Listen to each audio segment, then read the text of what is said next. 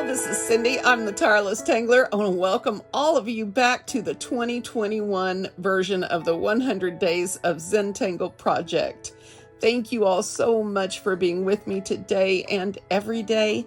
Our tangle for today is going to be Tentaculous. It is by CZT in Spain, Tomàs Padrós, who is a friend, and he has amazing tangles, and this one is no different.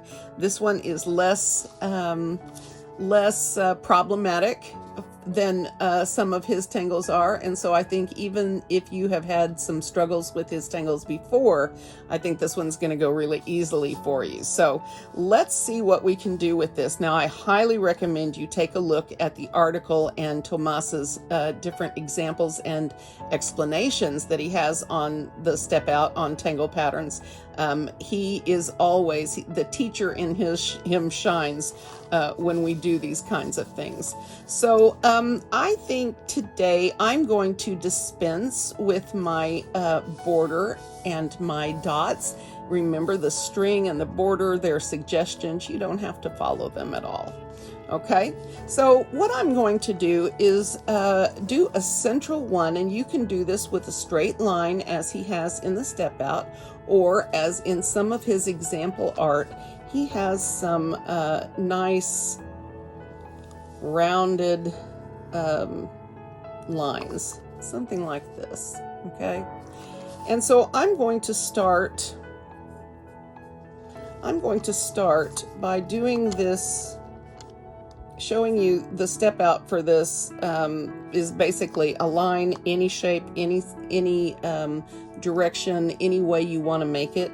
And then you're going to make these little cup-shaped diagonal or triangular little lines.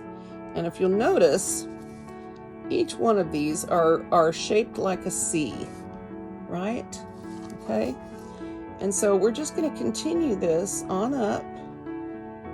These can be large or small. They're not all going to be the same.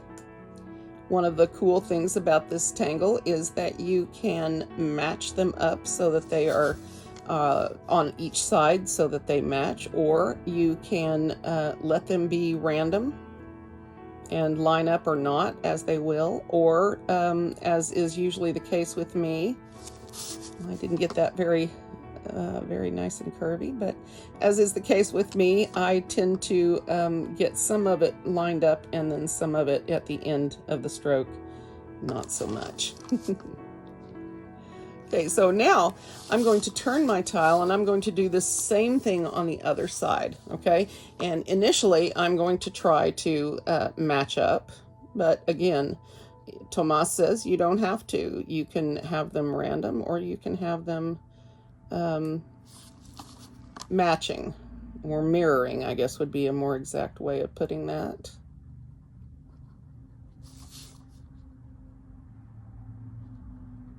You don't want to make these too tall. You want these to stay connected to the line as it were. Now, of course, if you want to make them tall, you can. But as I told you, see, I start out fairly well with the matching, and by the time I get over here, I'm off. So I'm not going to worry about that because that is all right, okay? Simba says hi. If Karma is still out there, he wants to say he has missed talking to you every day. But he has River to pester him now, so it's all right. Okay. So the next thing we're going to do is we're going to ink in these spaces. And before we start, I am going to follow my own advice and take some deep breaths, because inking takes patience for me. And I am going to relax my shoulders and tell you guys to bloody breathe. I love when I get fun comments. It always makes me smile. And we're just going to take our time. And today I'm using my Micron PN. That stands for plastic nib. The reason I chose it today is because it has a little bit wider nib. And so you tend to get an easier ink flow here. And since I'm going to be inking then I'm going to choose my easier pen for that. I frequently get too in a hurry, and I'm little too hard on my nibs on my 01s, although I would be making less of a mess, I think, if I were using my 01 here.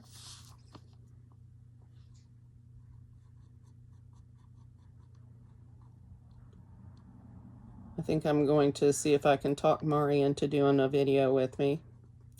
I don't know if he will. I don't know if I can get him to draw. But watching the new project pack, the apprentice pack on Zentangle, on the Zentangle channel here on YouTube, has really been inspiring me to want to work with more kids. And since I got one in the house, you know, I might have to tie him down and make him do it. He eschews all things art, and really would much rather be attached to the TV. It's his umbilical cord. And I know those of you with kids that age understand where I'm coming from, and especially with COVID, it's really hard to get them away from the TV, because it's really all they've got to do. Anyway, especially if you got an old mom like me who hobbles around. All right.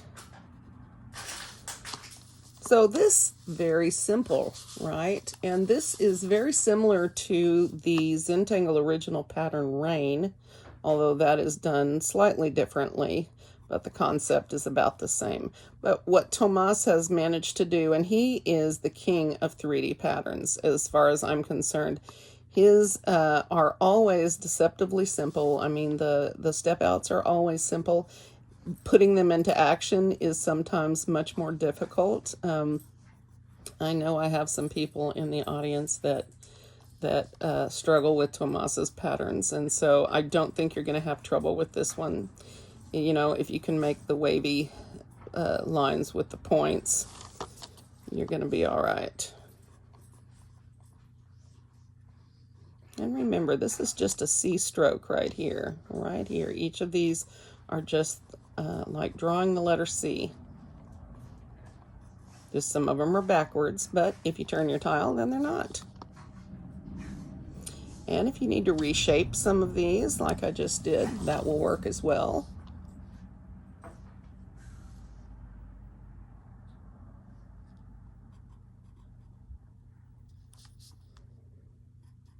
Take your time, relax your shoulders, relax your arms and hands. So I am working these videos ahead. So when I talk about things that are happening or videos I've seen, I'm probably a week, they're probably happening a week before you are seeing these videos, and at least a week probably. And so today I was watching the day 3 on the Apprentice project pack, and I really want you guys to go and watch that, because it's Maria Thomas, one of the co-founders of Zentangle Method, that really the artistic passion behind this method. And Rick is more of the Zen part, and Maria is more of the artistic whimsy that goes along with this. And it's a beautiful melding of styles and attitudes. Okay, once you are at this point, the last step is to just add a little dot, a little inked in dot in each one of these little C shapes in the center.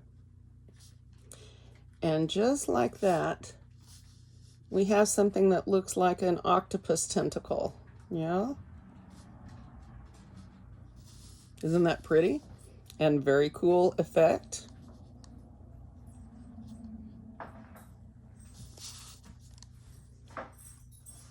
Take your time with the dots. Don't get in a hurry, just smushing them on there. Make each one of them as perfect as you can. The pups are in the living room playing on that wood floor, so that they tend to be a little bit loud, and Simba's about to bark at me because I've got something on the bed and he can't get up. Just wait, it's coming. But I'm going to maintain my zen and tell my pup to wait.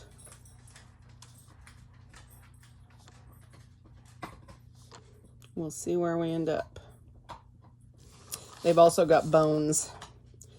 I bought them naturally shed deer or elk antlers. And I like that. Nobody was killed for the making of that product, and they have enjoyed chewing on them. They're really hard, so they're good for aggressive chewers. I love this. How nice is this? Now, in Tomás's artwork on tangle patterns, he has some that that come from different directions, sort of like, well, I haven't done my stuff, sort of like this. So he handled it sort of like this. He had the initial stalk, and then he did some other, I don't know, stalks in this fashion, right? And showed how they can curl around and do different things. And the reason I'm pointing this out is because if you're going to do multiple stalks on this, then you're going to want to draw all of your initial lines in to begin with, and then work on the putting in your little things. So, for example, if you were going to do this, and I'm just going to do a rough example here, so forgive the rushing. Okay. But when you get to these spots where you're in close, it just takes a little planning. And then this would be your, like this. So if you're going to push them in together, I guess is what I'm trying to say, then you want to have a plan going forward. For example, I can do something like this, but I'm going to have to come out from this in a way that disturbs the 3D quality of this. Does that make sense? So what I think I want to do instead of that is I want to put some more and make them pretty tentacle-like, okay? And see if I can make it look like the creature or whatever I'm going to make this is all off the tile over here, and all you can see are some of the tentacles coming out, okay? So let me try that. I think I want to make this one go in an opposite direction, and I want to put a little bit of a curve on there. Anytime you can change your directions up, you're going to add some interest to your artwork. Now, if I'd been thinking, I would have made the big one off to the side a little bit, but that's all right.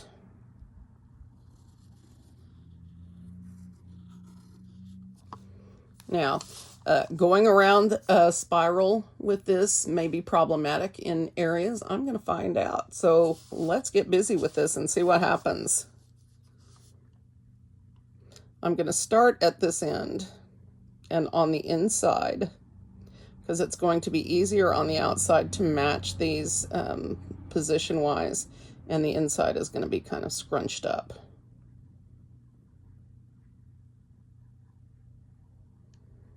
Now, as with all tangles, guys, there are as many different ways to draw each tangle as there are tanglers in the world and as there are patterns.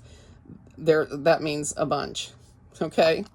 So just because I do something one way, or that on the step out it is done in one way, I was reminded by Maria this morning that the reason that we revisit the basic tangles is because each time we do it, we get a different result. And it's really exciting to not go from tangle to tangle, but to take the things that we learn each time we draw a tangle and use that to enhance what we're doing, which is why I encourage so many of you experienced tanglers to do that beginning lesson with me, even though I know you CZTs have done it many times before, as I have. And even though you've done that lesson before, that is such a pivotal lesson, and it's always one of those things. Now, I didn't go crazy with mine on this last video because I wanted to present these in the basic way for beginners. However, when I do that string now and do those 4 tangles now, and see, I got off talking too much. There we go. I got back on. But the outside and the inside are going to have a completely different need for space. And so, you know, keeping them even is problematic in spots, right? So that one I'm going to be good with, and I think this one's going to be fine. So I think I will start again at the end. That's going to be a little bit more problematic. Put these in, and then I'll go and do my inking. Remember that turning your tile is a way of enhancing your stability and your stroke strength with each stroke. If you can keep your hand in a relaxed position, where, as for example on this one, if I'm coming down here and the more I do this, I'm turning my hand, I'm going to get a much less consistent result than if I turn this and do each one the way that I did the last. Does that make sense? I hope it does. I had a comment last year from someone that said, I don't see what all this pointless turning your tile around is about. And she clearly didn't watch the video. She just saw me turning the tile and, you know, because I explained. But the hand position thing is a big part of the Zen. And for people like myself who are disabled and have nerve damage, or if you're older and you have the shakes, or if you are, you know, have a disease that causes you to shake, there's so many different reasons that your hands can tremble, or that you don't have, maybe you don't have good arm strength. I mean, it could be so many different reasons for that. But I really want to encourage you to keep that tile turning. You will find that it becomes second nature, and you'll end up doing it, turning it without even thinking. And so that's a really good habit to get in. Now, I almost made it down here with the even, but not quite. That's okay. That is okay. So what I'm going to do with the ends of this one I just put a little dot. But I think on these, I'm going to come down here and put a little, we call this fescue. It's basically a little line with an inked in heavy spot on the end. I think it'll just dress it up a little bit. Like this. Okay. Now I'm going to start my inking process.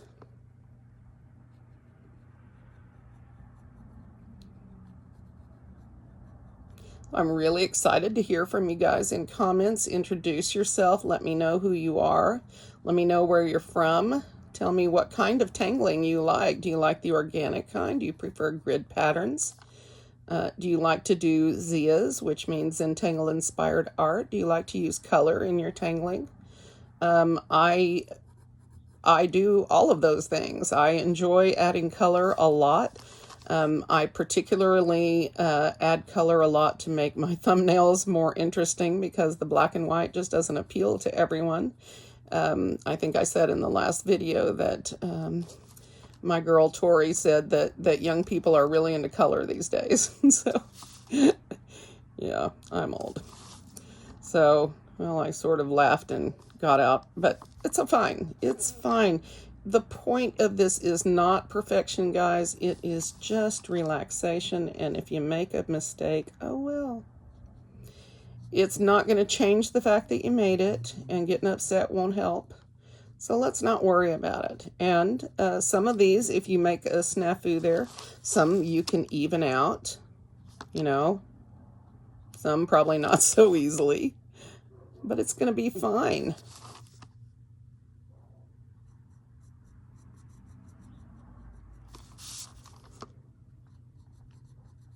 And if you go and manage these evenly, you're going to have a diamond shape, sort of with little curved sides. Now, there is no way we will have time to explore the possibilities of this tangle. I really encourage you to go look at the step out on Tangle Patterns, or you can follow Tomàs on Instagram. His handle is at Tomàs Padrós. It's Tomàs, Tomas _ Padrós, Padros. And he is on Instagram, and that's where you will see his tangles first. and he publishes his step outs there for tanglers to use. So anytime you want to check out, and he always has extra material there for inspiration and explanation, and so you really should check out. He's a machine. I interviewed him for my blog probably 3 years ago, 4 years ago now, 3 years ago, and which was so interesting. And even then, he had sketch pads full of patterns that I have since seen him publish. And I mean, just has them kept. He doesn't want to release them all at the same time. He just releases one every now and then, and I love that. And you can see the teacher in him by the way he handles the explanations. So, he's an amazing art teacher. So well done, Tomàs, for another winner.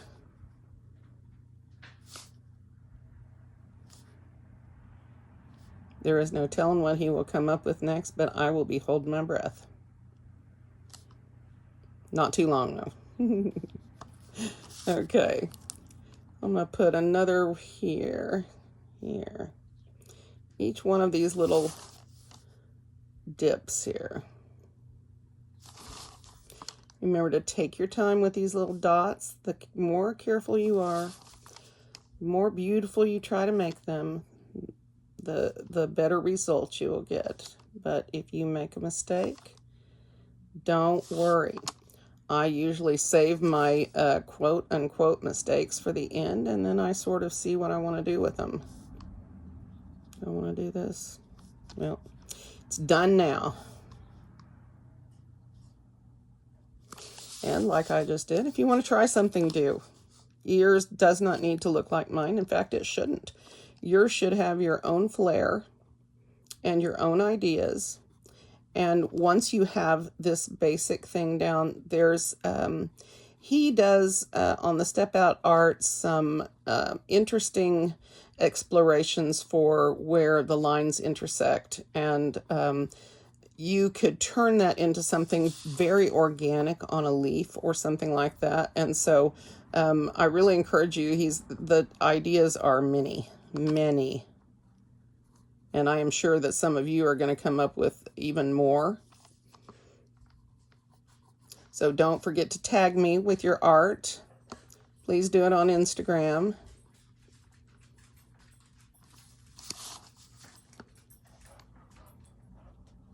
And we will see what happens. Remember, tag me at the Tireless Tangler. And you do that by just tapping on the art that you're uploading. And you type in my name. You'll find me pretty easily. Put in the TIR and you should find me. Although I think there's a tire man on there. You're going to have to wait, Simba. Mommy is busy right now. Quit shaking me, buddy. We're having a nice long scratch over there.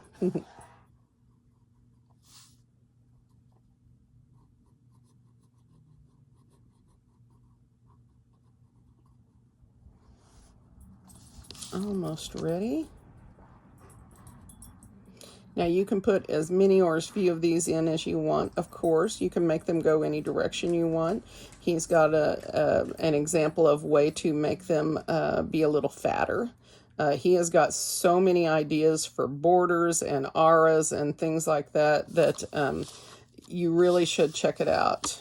tanglepatterns.com. Or on Instagram at Tomàs Padrós. And I will try to post those in the video so that you can write them down or whatever.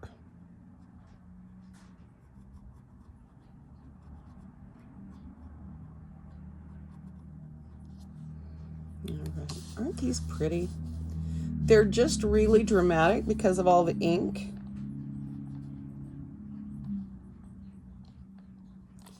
But it's like, the cuts that you make with pinking shears if you're a sewer. someone who sews. There's a special kind of scissors that cuts zigzags around the edges of fabric when you cut them. And they're called pinking shears, at least they used to be. I haven't done any sewing in quite some time because of my hands, and that's all right. I could do it. It was just never my thing. But of course, I have learned to slow down a lot since then, and so I might someday. My problem is I can no longer thread needles. My hands shake too much, so that ain't happening. All right, so here, look what I have happening. Look how these made these little tentacles completely round by putting these in, and I can accentuate that just by extending these little points a little bit. Yeah?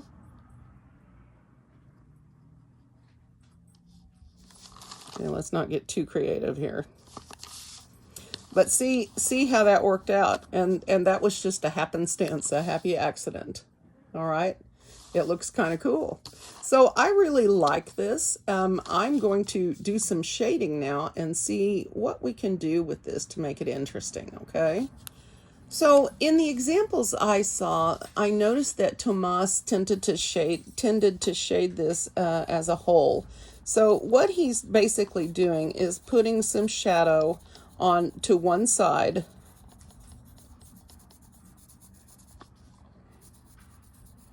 And even though these are supposed to be, you know, sort of hollow spots, a little color here for shading is not going to make any difference. It will still have the same effect, except it will look a little bit more 3D. And when I have these situations where I'm working in curves, then I always want to put the shading on the inside of that curve, simply because it'll make more sense that way.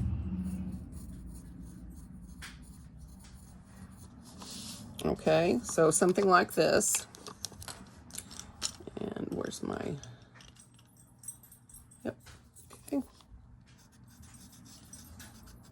And so if we blend this out,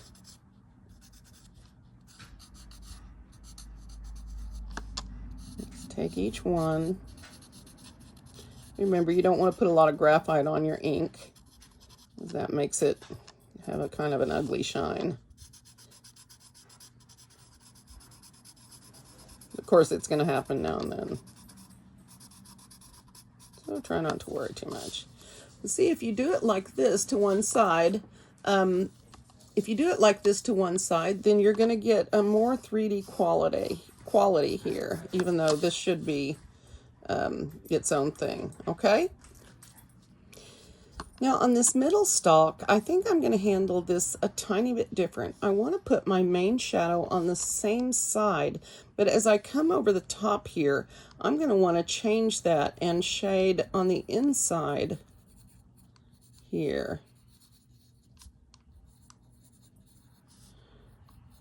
All right. And then I'm going to stop that around here. And then I'm going to take this.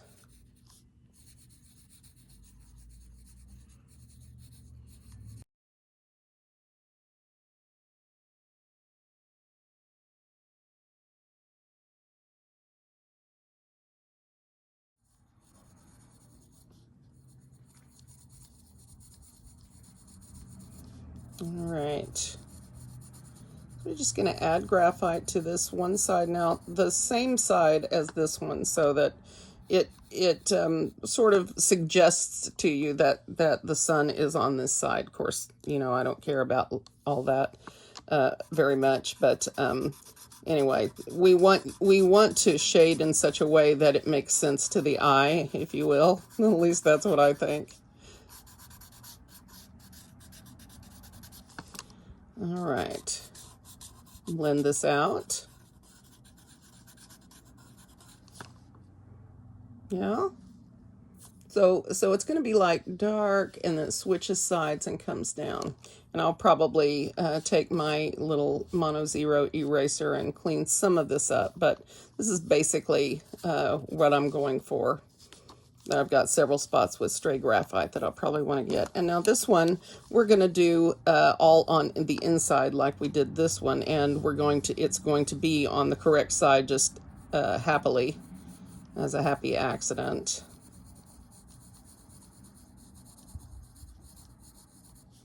I'm just gently stroking the graphite on. I'm not trying to do a big lot of graphite. I tend to shade too heavily, so I'm always really careful about how much pencil I put down.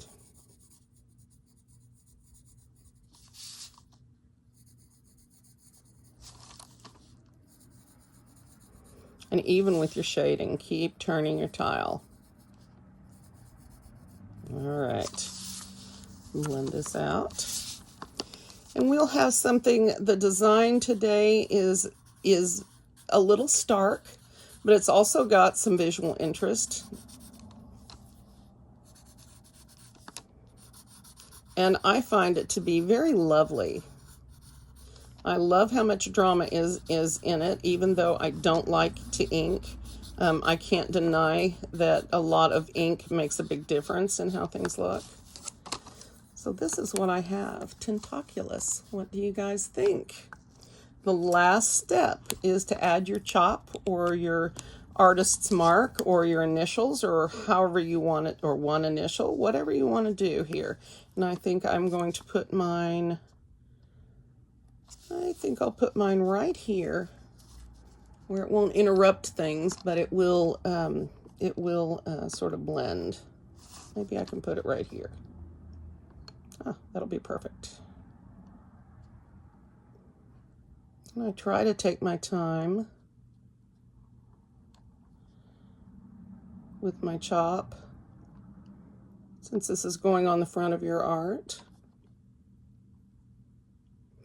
Now, I do like to have some fun if the tangle is right to do so. So I'm going to do this.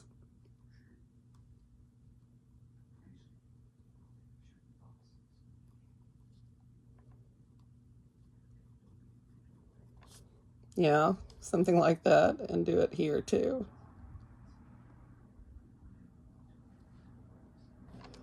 I love when the tangle will work its way into the chop, so that's a lot of fun. You can make your chop the same each time. You can make it different each time. If I have an opportunity to make mine more interesting, I frequently do, but it's really entirely up to you. Okay.